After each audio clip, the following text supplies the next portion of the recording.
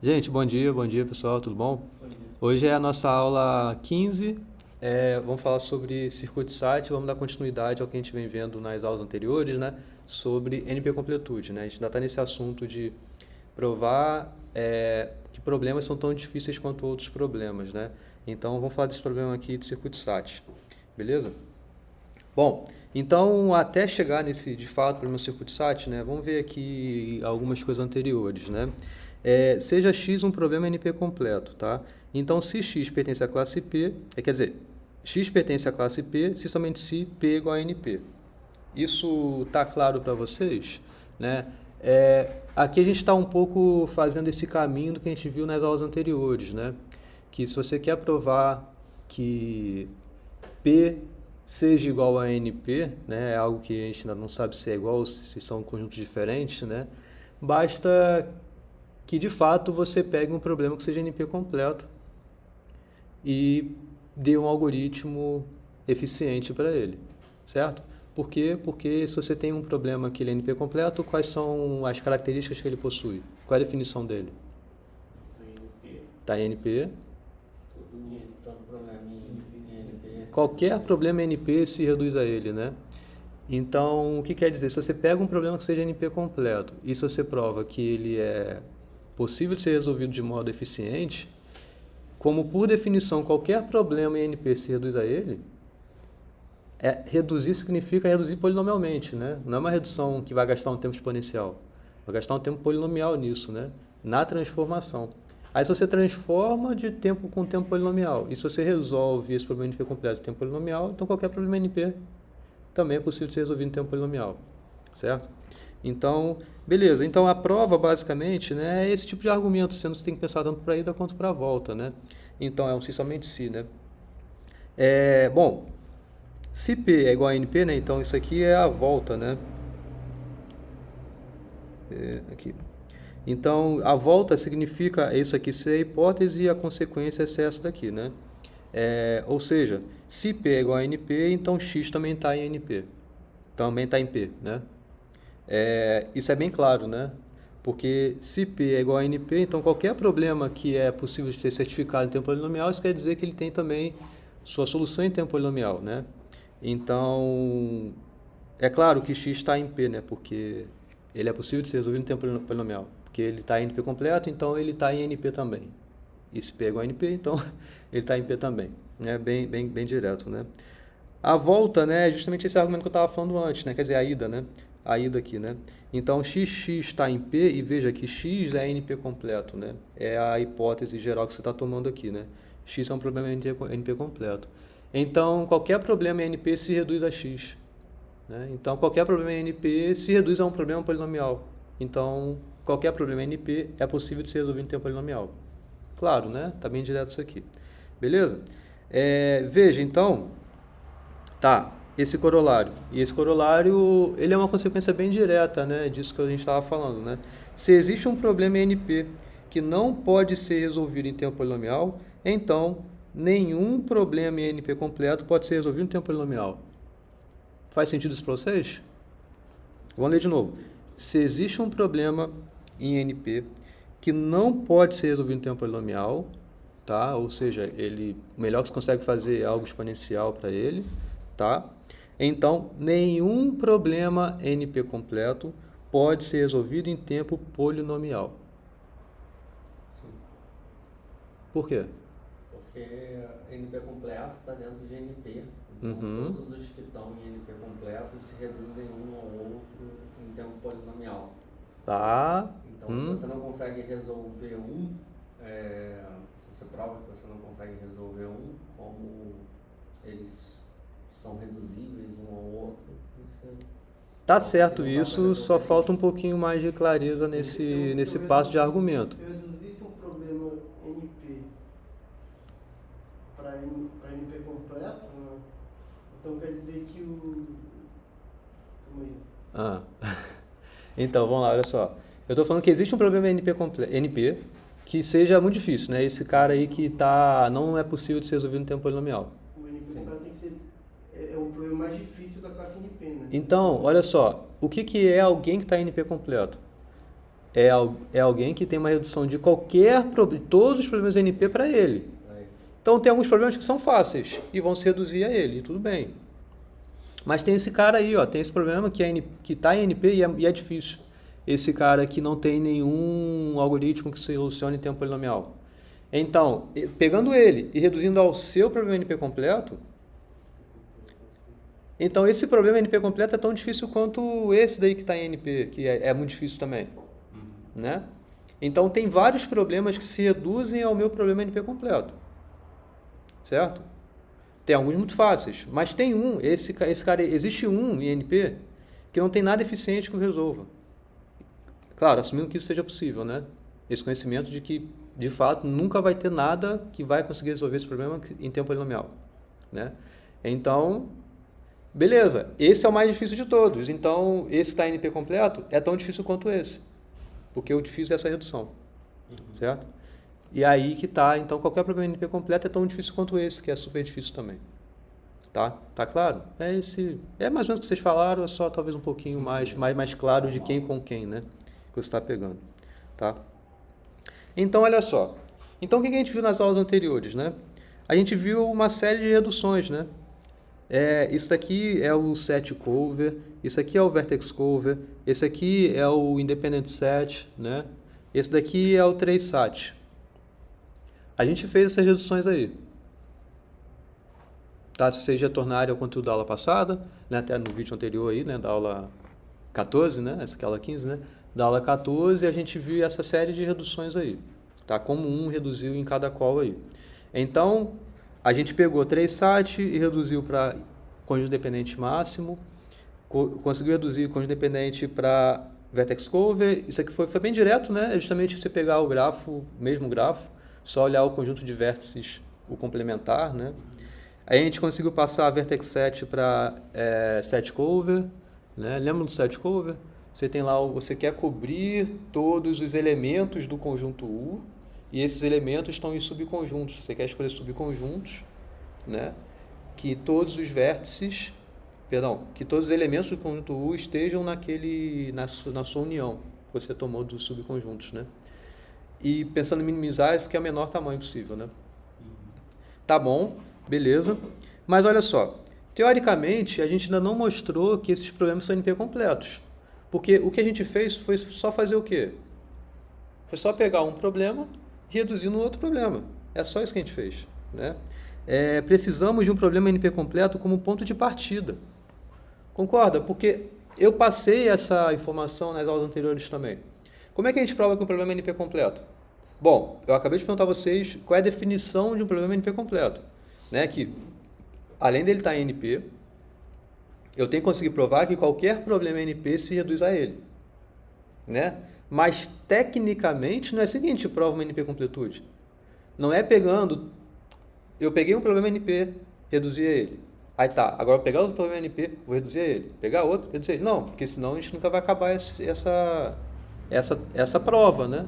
Então, o que a gente faz? A gente pega um problema que já seja NP completo e reduz ao meu, né? Então, visualmente, né, talvez seja mais... Aqui está NP.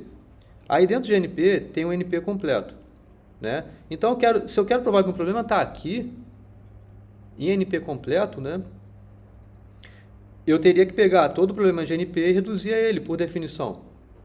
É isso que eu estava falando anteriormente. Mas o que a gente faz? Tecnicamente falando, eu pego um problema que eu já tenho conhecimento dele, está em NP completo, e reduzo ao meu. Isso vai ter esse efeito em cadeia. Por quê? Se eu tenho algum problema que já seja sabido ser NP completo, eu já sei que qualquer problema NP vai se reduzir a ele. E se eu pego ele e reduzo no meu por transitividade, eu tenho que o meu também tenha essa redução de qualquer problema NP nele. Tá claro isso, né? Então, o que a gente quer é o quê? Oi, bom dia.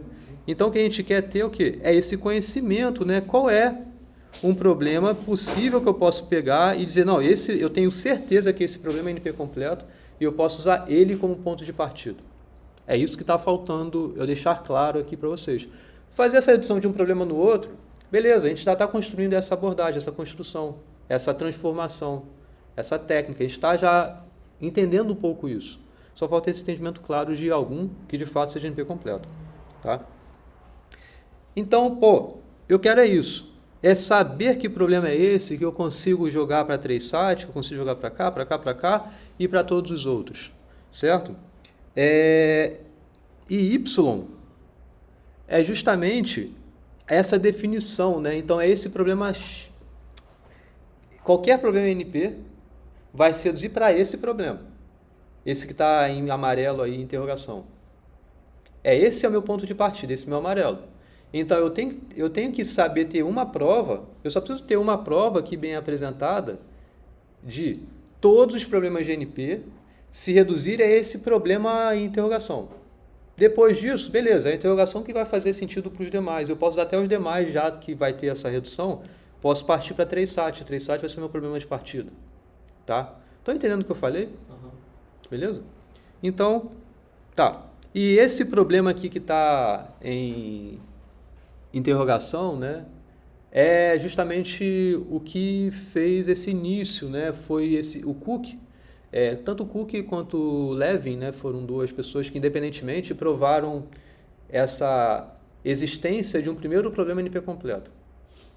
Tá? Quer perguntar uma coisa, Mário? Esse para todo Y pertencente a NP completo? Seria? NP. Porque qual é a definição de NP completo? Ele está em NP e tem a redução de qualquer problema em NP para o seu problema. Porque a gente está reduzindo um NP completo para o outro, né? Não estou falando exatamente de redução de NP completude. Eu estou falando sobre, sim, NP completude, mas sobre a definição dele, entendeu? É porque o Y está no início. O Y está no início. Eu não tinha visto. Então, é o Y que se reduz a esse cara, a esse problema especial aqui que eu vou provar ele já já. Beleza. Tá? Mas primeiro eu quero provar que esse problema aqui vai se reduzir ao SAT. E depois eu vou provar que qualquer problema NP se reduz a ele. Beleza. Tá? Então ele vai ser meu primeiro problema, provadamente NP completo. Tá? Bom, e aí esse primeiro problema, né, ele é um problema associado a circuitos lógicos. Tá? Então um circuito ele é um grafo direcionado bem especial. Tá? Grafo direcionado, já teve aulas anteriores que eu falei sobre isso. Né? Você tem os vértices, aí você tem as arestas direcionadas, né, e tal, e beleza. E ele é acíclico, beleza? Então, ele é acíclico significa que você tem as arestas sempre indo para um sentido, ou é da direita para a esquerda, ou é de baixo para cima, né? Tá? Você não tem uma aresta que vai para um lado e volta para o outro lado. Beleza? Você tem essa restrição nesse grafo. Tá? E aí, você tem alguns vértices especiais. Tá? Você tem alguns vértices que são chamados de fontes. Fonte significa o quê? O início, né? É o ponto de partida, né? Então, você tem alguns nós que são fontes. Eles são rotulados, alguns deles, né, por 0 ou por 1, tá? Ou vai ser o nome de uma variável da entrada. Tá legal? Então você vai ter como fonte, ou seja, esses vértices de início, como é uma DAG, né? Ele é um grafo direcionado acíclico, lembra da definição de DAG? Até usei bastante isso quando eu falei sobre programação dinâmica. Lembram disso quando eu falei de programação dinâmica? Sim. A gente usa DAG muito explícito lá para formar uma programação dinâmica, né? Aqui é para pensar em circuito, tá? Mas beleza, você tem alguns vértices que são esses pontos de partida. São essas fontes. Essas fontes, você vai ter 2 tipos de fontes. Você vai ter fontes que vão ter valores explícitos, ou seja, vão ter valores fixos e vai ser dado por 0 ou por 1 para esses valores.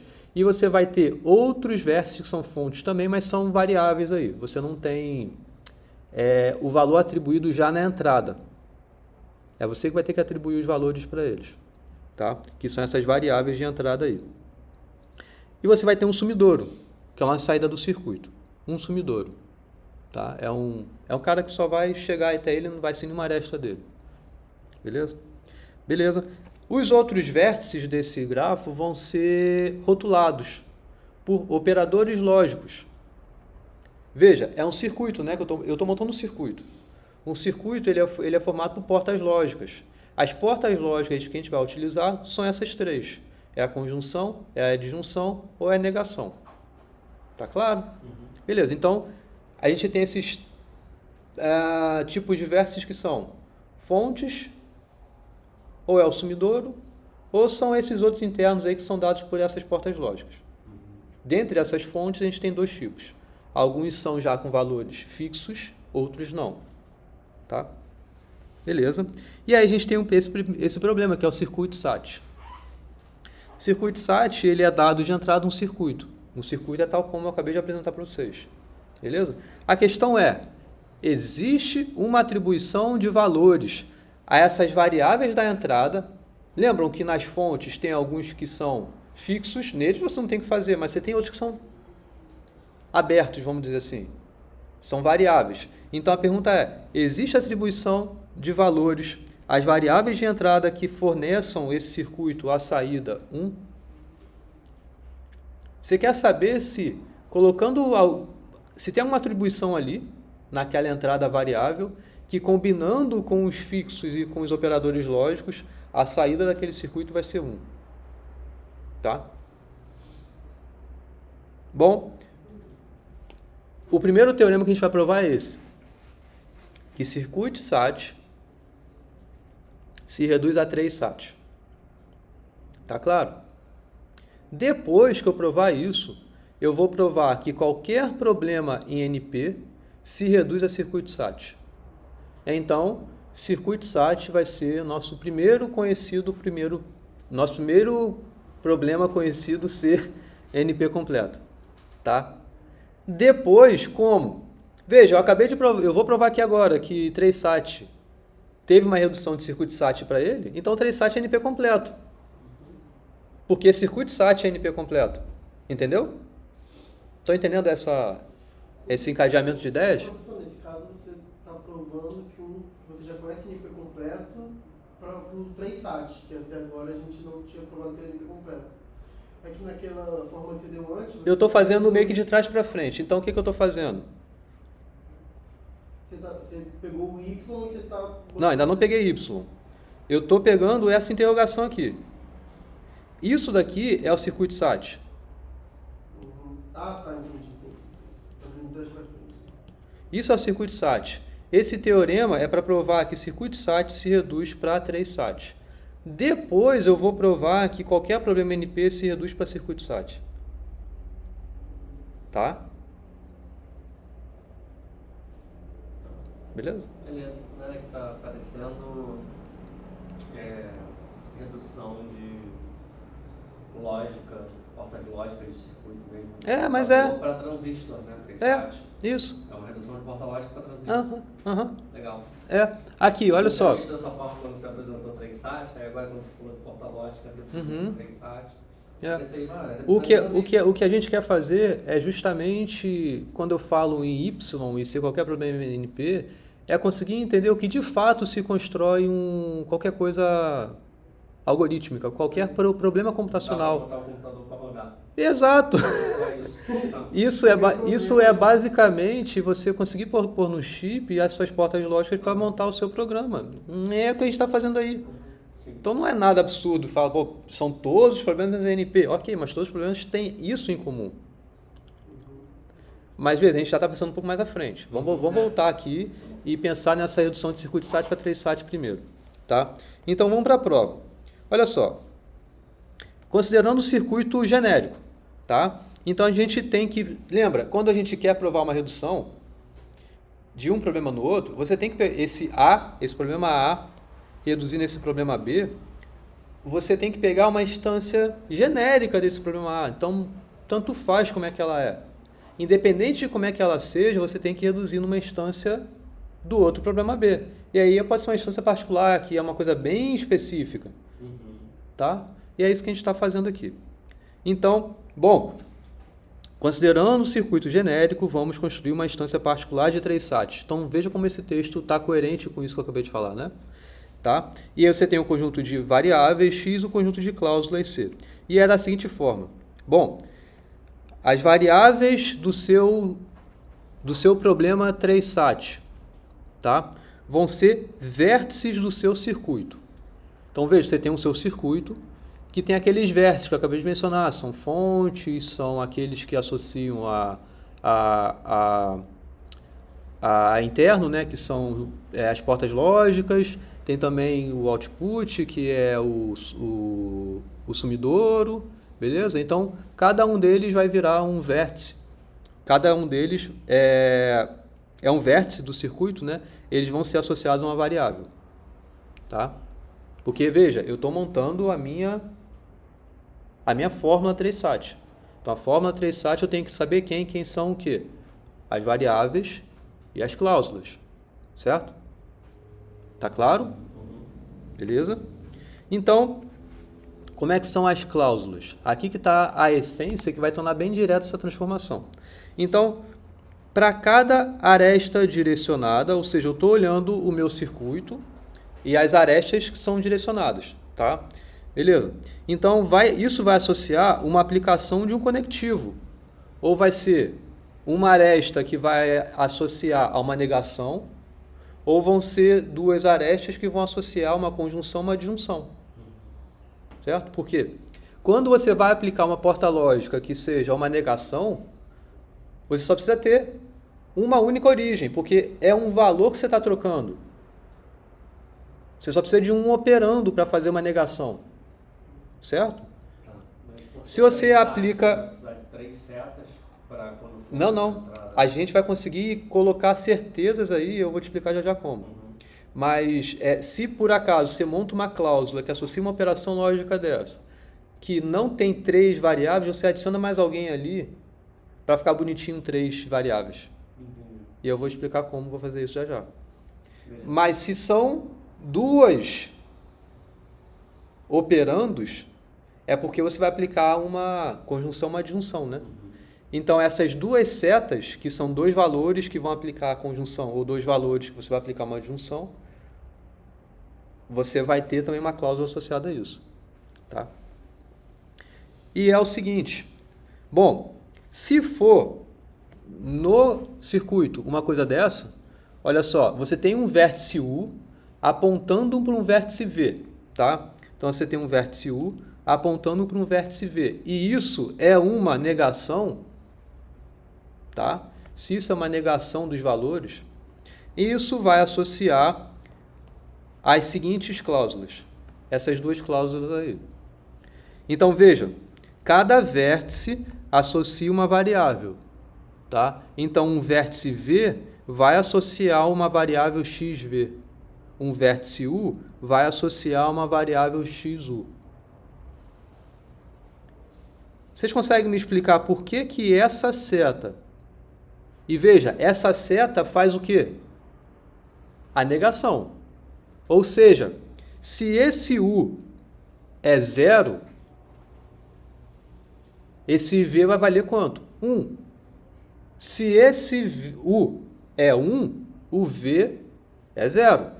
Essa seta aqui que eu estou dizendo, vai ter uma figura já que vai ficar mais claro.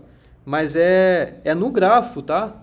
Então, você tem um vértice U, você tem um vértice V. Se esse cara aqui recebeu o valor 0, esse cara aqui vai virar 1. Se esse cara recebeu o valor 0, esse cara vai ter valor 1. Se esse cara recebeu o valor 1, esse aqui vai ter valor 0. Eu tenho que ter a certeza dessa troca de valores. Eu tenho que comunicar para as minhas cláusulas exatamente esse papel de um ser o oposto do outro. Concorda que é isso que tem que acontecer? A variável XU necessariamente tem que ser oposta à variável XV. Tá claro? Aqui está a cláusula que vai fazer esse papel. Entendem isso? O que faz essa conjunção? Porque veja, é essa cláusula, conjunção com essa cláusula. O que faz essa conjunção ser verdadeira? Que os dois vão ter valor único, né? Não. As duas... Olha só. Se o XU vale 1 e XU e XV vale 1, essa cláusula vai estar satisfeita, mas essa vai estar zoada. Então, eu não vou conseguir nunca ter essa conjunção dessas duas cláusulas verdadeira quando os dois tiverem mesmo valor. Pode ser os dois zeros ou os dois uns. Concorda que um lado vai ficar justamente oposto ao outro? Para que essas cláusulas sejam, elas, verdadeiras, necessariamente um tem que ser oposto ao outro. Assim. Ou assim.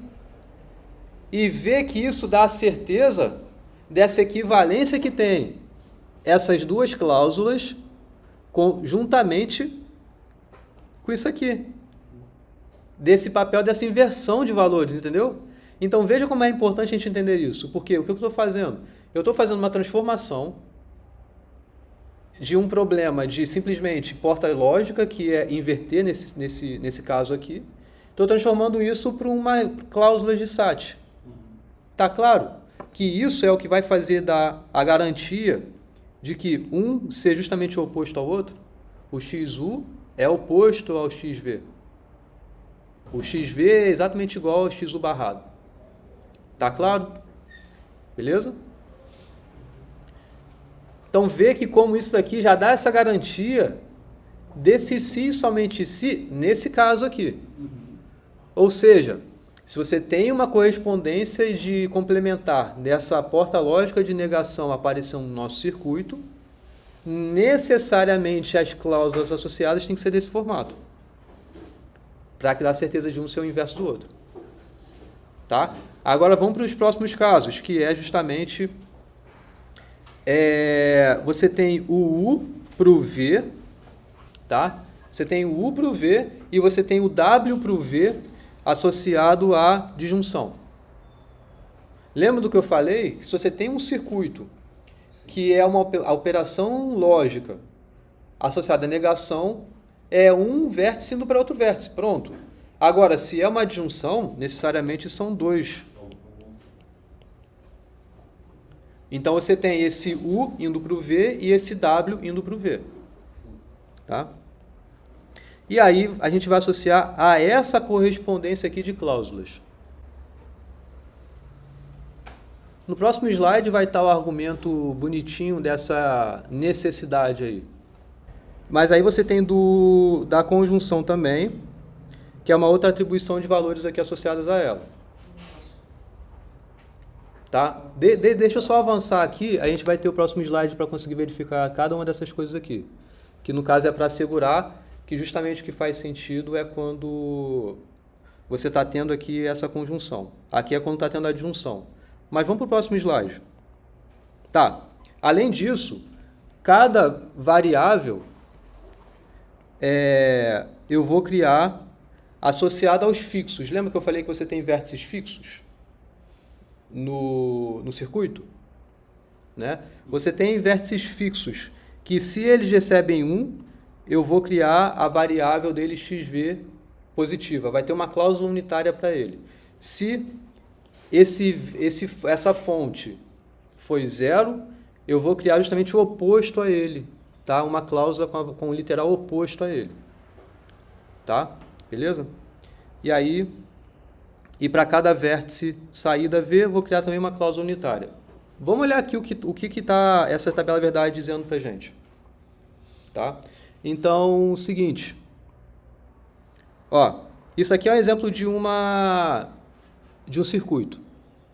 Tá? Então, você tem aqui vértices fixos, que são esses dois aqui, e você tem vértices que são essas variáveis. Tá? Ainda não estou olhando para os valores que eu estou atribuindo a essas variáveis. Não estou olhando para eles. Tá? Só estou olhando essa construção dessa conjunção que aconteceu aqui. Beleza? Então veja o seguinte, x1 recebeu verdadeiro, recebeu 1, x2 recebeu falso, foi valor 0. Tá? Então, como eu falei ali atrás, se o vértice for fixo e recebeu 1, vou criar uma cláusula sozinha com ele e no literal positivo.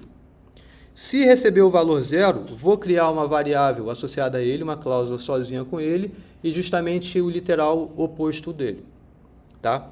Os dois foram relacionados por uma conjunção.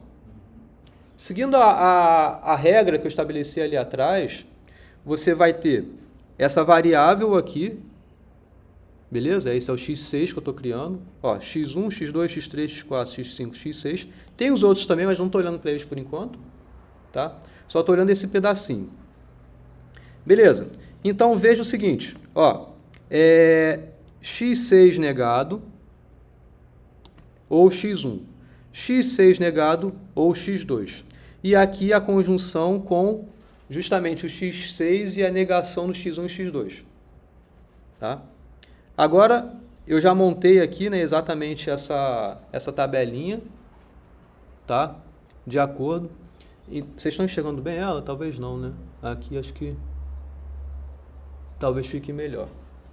Então, veja que isso, de fato, acontece o quê? Só vai ser verdadeira essa fórmula toda quando, de fato, eu tiver posto os valores corretos ali. Ó. O x1, eu dei valor verdadeiro para ele, lembra? Que era fixo, x1. O x2 era fixo também, era falso para ele. E, de fato, acontece isso daqui. Ó. O x6 fica falso. Então, a única linha que fica verdadeira é associada a essa conjunção que eu criei lá atrás.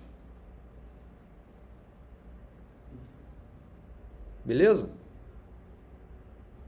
Por quê? A tabela verdade tem que corresponder para mim exatamente o que acontece quando eu estou aplicando isso aqui nesse circuito. Tem que ser o equivalente a isso. E veja que aqui ó, x1 foi verdadeiro, x2 foi falso. A conjunção dessas duas coisas necessariamente é falso, então x6 é falso. Então, a única linha que está falando exatamente o que acontece é essa daqui. Tá?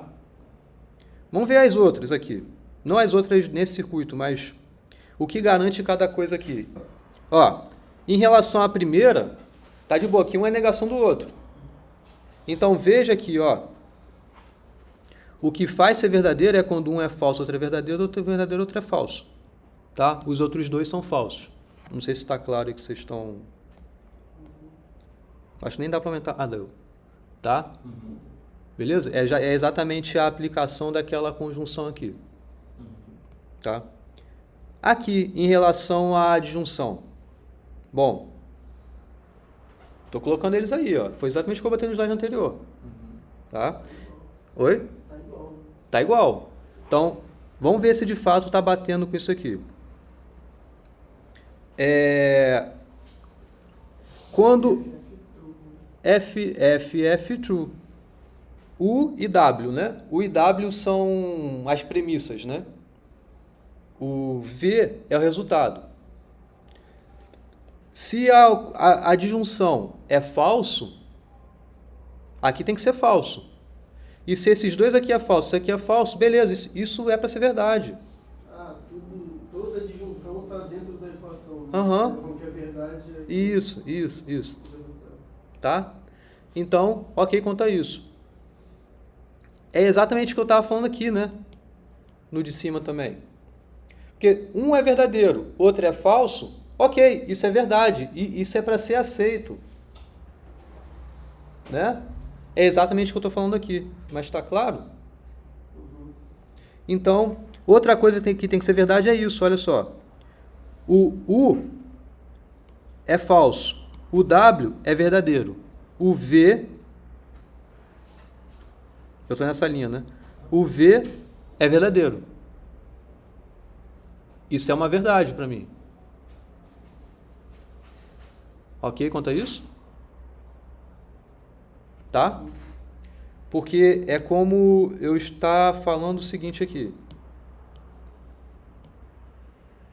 Eu estou nessa linha aqui, né? Então, o U recebeu falso, o W recebeu verdade. O resultado disso é verdade. Essa combinação de valores aqui tem que ser aceita. Tá? E a mesma forma, repetindo aqui em cima, isso daqui é verdade também, porque se isso aqui foi falso, isso aqui foi falso, isso aqui é falso. Isso daqui é uma verdade também. Beleza? O outro é o análogo do de cima, né? Que é esse daqui. Isso daqui é verdade, isso aqui é falso, isso aqui é verdade. Então, U é verdade, W é falso, V é verdade. Essa linha, né? Então, isso aqui é verdadeiro. Se os três forem verdadeiros, ok, isso aqui é verdadeiro também para mim. Tá? Então, fui claro aqui nessa interpretação dessa transformação de uma disjunção por uma sequência de cláusulas que associa essa equivalência para mim. Beleza? E, finalmente, a conjunção. Tá? Então, veja que a conjunção é muito parecido com o de cima, né? Então, isso aqui é verdade. Ops. Se isso aqui é verdade, isso aqui é verdade, isso aqui é verdade. Então, esse 1 é uma linha completamente verdadeira também. Essa daqui. A outra é essa, se somente um dos dois for verdade. Então, o U é verdade, o W é falso. Não tá bom para vocês aí, né? Então, você tem verdadeiro isso aí também. Ou esses dois aqui de cima. Tá? Em que você tem que um dos dois aqui, ó, ou os dois é falso, U e W são falsos, então V é falso, ou o U é verdadeiro, o U é falso, perdão, e o W é verdadeiro, então V é falso também. Tá claro? No caso, por exemplo, só quando ele é falso, ali o resultado final, por exemplo, tem V verdadeiro, W verdadeiro, ele está assumindo o meu valor como falso. Só que ele deveria ser verdadeiro, e a cláusula é falsa por isso, né? Você pode repetir? Tem um caso ali, um exemplo, quando VU e VW são verdadeiros, aí espera que o XV, né? XV. Fosse verdadeiro também. Só que é falso. E aí o resultado é falso. Isso, o resultado é falso. E por isso que ele está dizendo é falso, porque a afirmação deveria ser Exato. verdadeira. Essa igualdade exato. Então você pode ter uma igualdade em que deva ser verdadeiro, mas ele está dando que é falso. Então isso não é verdade. Tá claro? Beleza, né? Então estamos entendidos quanto a isso. Tá. Então vamos avançar. Bom, concorda aqui agora. O que eu tenho que provar agora? Porque eu já consegui criar uma correspondência de equivalência de caminho no circuito, propagação no circuito e cláusulas equivalentes a elas. Isso eu já consegui fazer.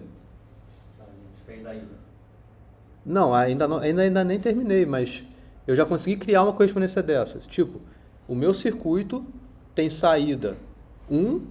Concorda? Se de fato a minha sequência de cláusulas, minha conjunção for verdadeira? Falta a gente argumentar isso melhor, mas isso já está bem claro pela própria construção. Mas eu ainda não tenho 3 SAT, porque, olha só, essa cláusula aqui tem tamanho 2, não tem tamanho 3. Essa cláusula aqui vai ter cláusula aqui em cima que tem tamanho 1. Tá? Mas vamos lá, vamos continuar isso. Então, para construirmos uma entrada para o 3 SAT, precisamos transformar as cláusulas que têm tamanho 1 ou 2 em cláusulas de tamanho 3. Porque isso pode acontecer. Eu tenho cláusulas de tamanho 3 já aqui, né? Tipo, essa em tamanho 3, essa em tamanho 3, mas outras não. Você não pode repetir o mesmo elemento? Não, olha só o que a gente vai fazer. Então, para isso, a gente vai adicionar 4 variáveis auxiliares. Tá? E essas variáveis vão ser essas, Z1, Z2, Z3 e Z4. E aí, a gente vai fazer o seguinte. Essas cláusulas a mais que a gente vai fazer vai ser ZI barrado, Z3, Z4. ZI barrado, Z3 barrado, Z4. ZI barrado, Z3, Z4 barrado.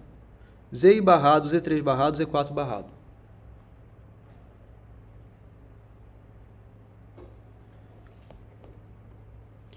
Concorda que nesse caso, a gente está forçando que Z1 e Z2 recebam valores falsos?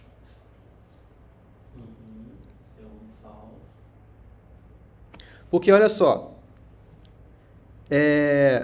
Z1 e Z2 que eu estou olhando, né? Eu estou olhando para o Z1 e para o Z2. Ó, em todas as cláusulas, eu estou negando o ZI. Então, eu estou negando o Z1, eu estou negando o Z2. Então, você vai ter essa sequência de cláusulas aqui associadas ao Z1 e você vai ter essa sequência de cláusulas aqui associadas ao Z2. Tá? Beleza? Então, para que tudo isso aqui seja verdadeiro, concorda que se você põe o Z3, olha, eu vou dizer que tudo isso daqui é verdadeiro por conta do Z3. Está errado. Porque se eu falo aqui Z3 verdadeiro, Z3 aqui é falso, Z3 aqui é falso.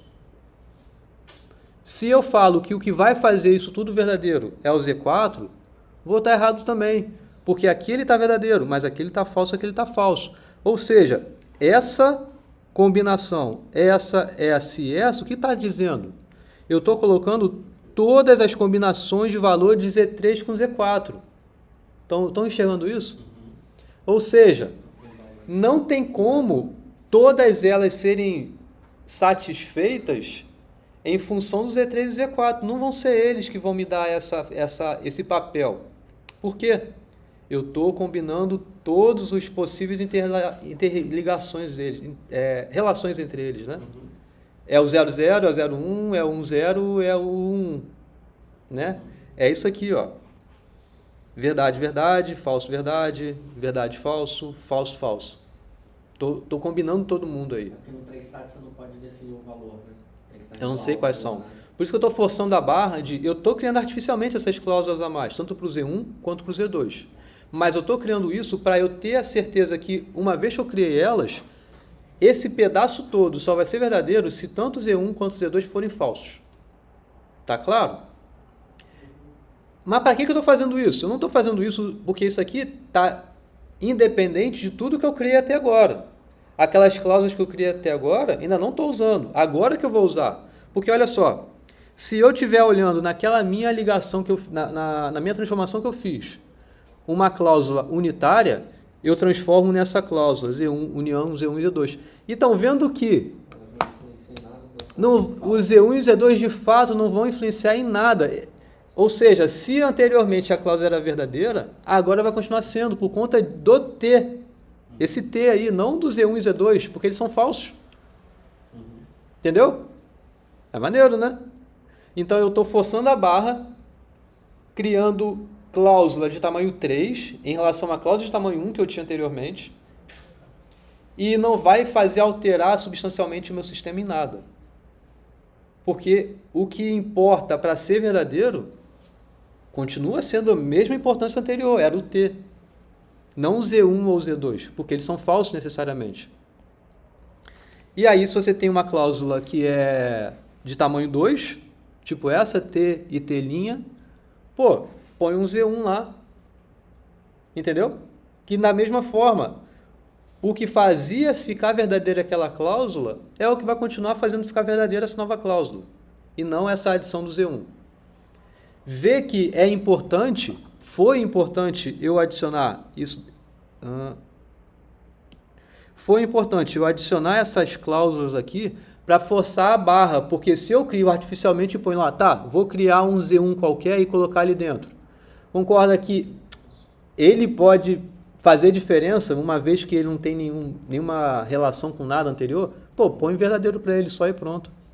Ou se você põe ele negado, tá bom, põe falso para ele. Vai mudar pra caramba aquela cláusula. Aquela fórmula, entendeu?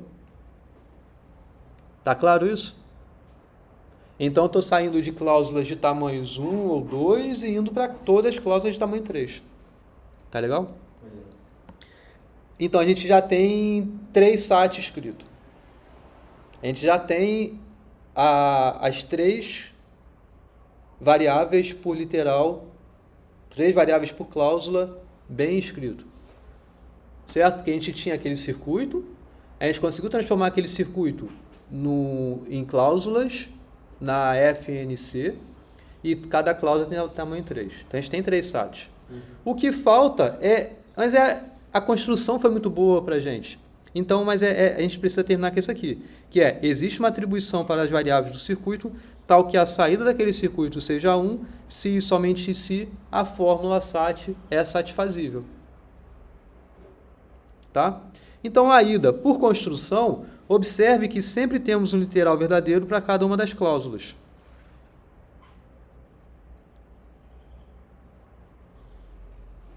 Tá claro isso?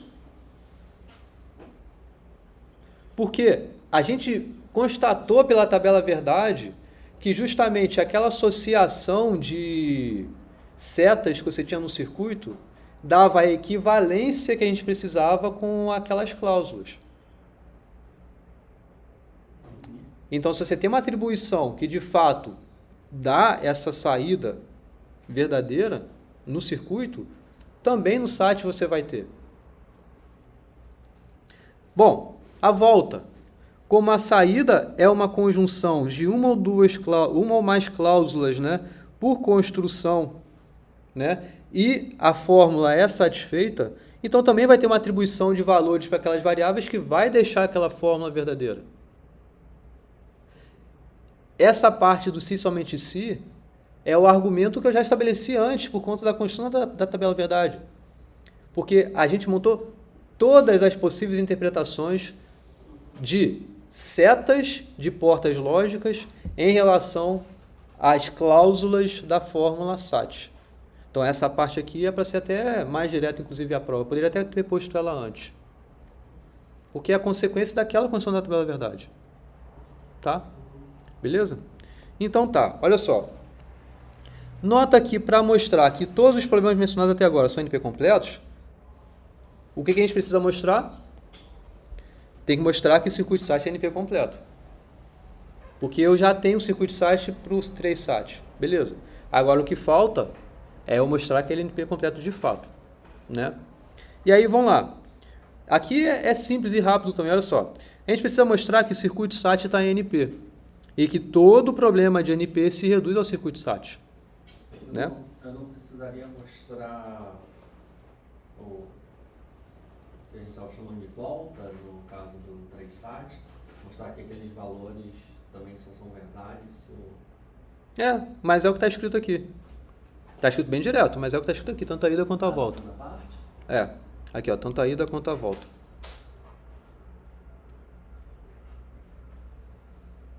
Porque o que eu estou dizendo aqui é o seguinte: se existe uma atribuição de valores para a fórmula SAT, essa atribuição de valores que as variáveis terão assumido, né, ela vai associar justamente ao passo a passo que você vai ter aqui nesse caminho.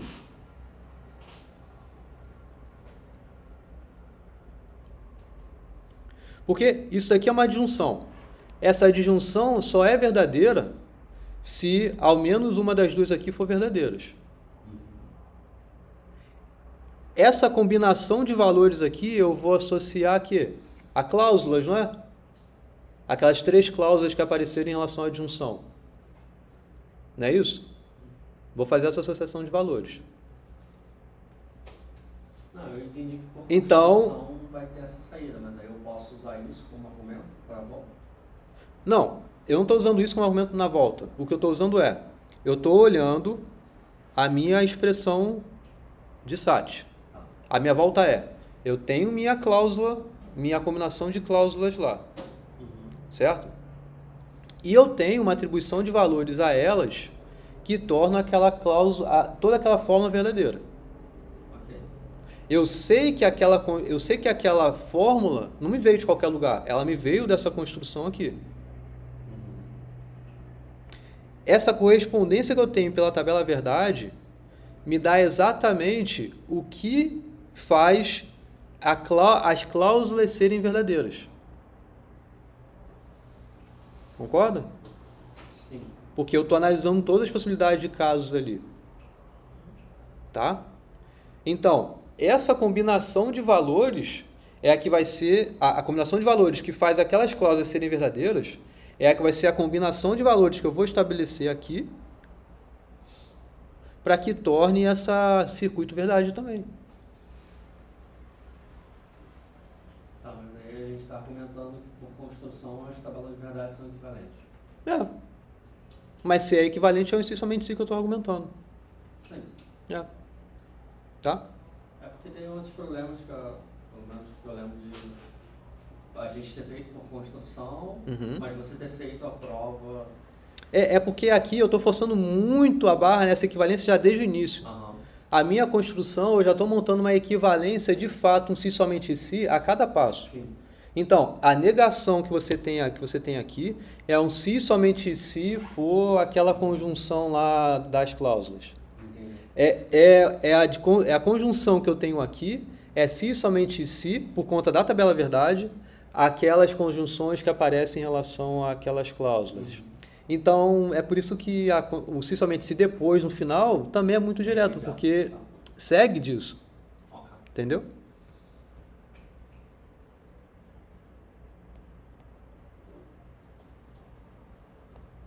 Tá. Onde é que eu estava, hein? Aqui, né? Então, é justamente o que eu quero agora é fazer esses dois argumentos em relação a circuito SAT. Primeiro, que está em NP, depois qualquer problema em NP se reduz a ele. Tá. E aí, olha só, circuito SAT está em NP. Claro, né? Tem um texto para argumentar isso, mas por que ele está em NP? Porque se alguém me dá uma linha qualquer daquela tabela verdade, eu consigo colocar os valores ali dentro daquele circuito, né? E ver se lá em cima ele sai 0 ou sai 1. Porque a cada par de operando eu vou combinar para ter uma saída de um operador de conjunção ou de junção. É o único valor qualquer que alguém me dá, eu consigo ver qual é a saída em relação a um operador de negação. Essa combinação toda que eu vou fazer, se a altura do circuito for polinomial, então eu vou ter em tempo polinomial também um certificado sido analisado. Tá claro? Então ele está em NP. Beleza? Vamos para o próximo argumento, que é provar que qualquer problema em NP se reduz de fato ao circuito SAT. Então, olha só. Aí tem um pouco a ver com o que a gente estava argumentando no início de tudo, né? Qualquer algoritmo polinomial pode ser processado como um circuito de tamanho polinomial, cujas portas lógicas codificam as entradas daquele algoritmo. Certo? Então, olha só essa observação que eu coloquei aqui. Qualquer algoritmo pode ser executado em um computador. E um computador, o que ele de fato é? Ele é um circuito booleano implementado em um chip. Né? Você fez engenharia elétrica, então você estudou isso, né? Então, é a aplicação das portas lógicas ali. Então, qualquer problema pode ser transformado nesse formato, então pode ser visto como circuito. Então, acabou. Tá? Então, assim, se um algoritmo resolve um problema de decisão Y, então essa resposta é dada no sumidouro do circuito. Tá? Então, portanto, dado uma instância I do problema Y, cuja solução seja S, tá? Construímos em tempo polinomial um circuito cujas entradas do circuito são. Olha só, entradas fixas do circuito são os bits da instância. Lembra que no circuito SAT eu estava me ensinando? Olha só, a gente tem fontes. Separa em dois tipos de fontes. Você tem aquelas fontes que são valores fixos. Esses valores fixos no circuito são os resultados dos bits da entrada do seu problema em NP qualquer, que você está transformando no circuito. Tá legal? Uma instância de um problema ele pode ser interpretada como um bit. A entrada pode ser interpretada como um bit. Essas entradas são fixas, fazem parte da entrada. Eu não tenho que ficar mudando aqueles valores. Então, eles fazem parte daquelas fontes que têm valores fixos. As entradas variáveis do circuito são justamente as soluções. Você tem uma entrada num problema computacional, né? Que o problema computacional você tem duas coisas, né? Dados de entrada e uma pergunta. Esses dados de entrada ali são aqueles valores fixos. a solução que você vai pôr naquela problemática são vistos como os bits que vão estar naquelas variáveis de fato das fontes. Tá? E aí pronto. O circuito vai ter saída 1. Somente se você pôs naquela entrada lá dos valores variáveis certinho uma solução do seu problema. Na próxima aula a gente vai ver isso mais palpável com um exemplo bem explícito. Tá? Mas tá clara essa construção aqui? Essa redução? Beleza? Bom, resumo da aula de hoje. O que a gente fez aqui? A gente provou o primeiro NP completo, que dele a gente prova os demais. Para fazer isso, primeiro a gente fez o quê? A gente pegou o circuito SAT e reduziu para 3 SAT. Tá clara a redução de circuito SAT para 3 SAT? Sim?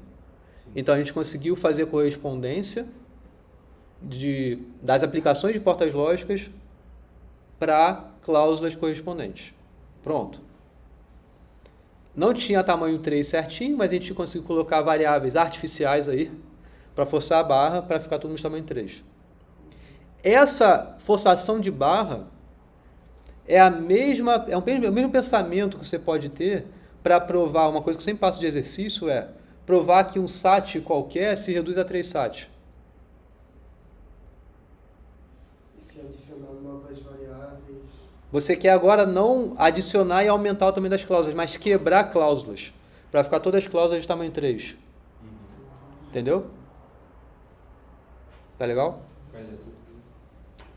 Eu fiz o contrário, né? Eu peguei cláusulas pequenas, adicionei mais elementos para forçar a barra ficar de tamanho 3. O exercício que eu passo é o contrário. Pegar uma cláusula que tem tamanho arbitrário e transformar ela em cláusula de tamanho 3. Tá? Bom, mas só voltando então ao resumo dessa aula, né? Beleza, a gente conseguiu pegar circuito SAT, reduzir a 3 SAT. E a gente também conseguiu fazer esse argumento mais geral, que é qualquer problema NP se reduzir a circuito SAT. Então a gente tem que circuito SAT é o primeiro problema NP completo que a gente conhece. E agora a gente sabe que 3 SAT é NP completo também, porque a gente já reduziu o circuito SAT para 3 SAT. E agora a gente sabe que Independent Set é NP completo também, porque eu reduzi 3 SAT para ele. E agora a gente sabe que Vertex Cover é NP completo também, porque a gente tem a redução de Independent Set para Vertex Cover. Set Cover da mesma forma. São todos esses problemas NP completos. Então no trabalho a gente vai ter que pegar um desses, de circuito SAT, 3 SAT, Vertex Cover... E reduzir para um outro problema. Isso. Para reduzir para outro problema, de modo que aí esse outro problema vai passar a ser NP completo também. Tá? Bom... deixa eu... Então, professor, uma coisa tem que estar na lista do problema? Posso pegar outro problema e... Pode pegar outro problema. Pode pegar outro problema. Tá? Bom, vamos iniciar a próxima aula. Tá? Eu vou interromper a gravação e eu começo o próximo... Então, obrigado, gente. Tchau, até mais.